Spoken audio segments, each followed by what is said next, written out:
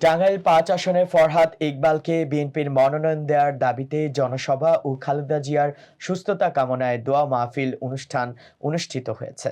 উত্তর টাঙ্গাইল প্রতিনিধি রাজিবুল ইসলাম রিয়াজের তথ্য ভিডিওচিত্রে থাকছে বিস্তারিত। টাঙ্গাইল-৫ সদর আসনে ফরহাদ ইকবালকে বিএনপির মনোনয়ন দেওয়ার দাবিতে জনসভা অনুষ্ঠিত হয়েছে। টাঙ্গাইল সদর উপজেলার মাহমুদনগর ইউনিয়নের গোল চত্বর বাজারে এই জনসভা অনুষ্ঠিত হয়। এতে প্রধান অতিথি ছিলেন জেলা বিএনপির সাধারণ সম্পাদক ও মনোনয়ন প্রত্যাশী ফরহাদ ইকবাল। মেজর মাহমুদুল হাসান উচ্চ বিদ্যালয়ের প্রধান শিক্ষক মোস্তাফিজুর রহমান নবীর সভাপতিত্বে বক্তব্য রাখেন সদর উপজেলা বিএনপির সাধারণ সম্পাদক আব্দুর রূপ, শহর বিএনপির সভাপতি মেহেদী হাসান আলিম প্রমুখ। এ সময় বক্তারা বলেন, দীর্ঘদিন ধরে খালেদা জিয়ার অসুস্থ হয়ে হাসপাতালে ভর্তি রয়েছেন। এই অবস্থায় একটি সিন্ডিকেট টাঙ্গাইল সদর আসনসহ বেশ কয়েকটি আসনের মনোনয়ন ঘোষণা করে। এই অবস্থায় মনোনয়ন ঘোষণা করা ঠিক হয়নি। সদরের জন্ম এমন কাউকে মনোনয়ন না দিয়ে সুলতান সালাউদ্দিন টুকুকে মনোনয়ন দেওয়া হয়েছে।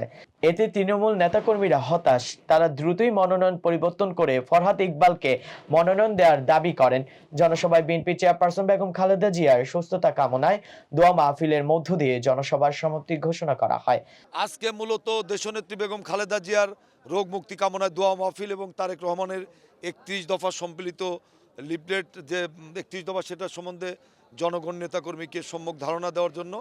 পাশাপাশি আপনারা জানেন যে এখানে সদর আসনে প্রাথমিক একটা মনোনয়ন ঘোষণা করা হয়েছে সুলতান সালাউদ্দিন টুকু সাহেবকে।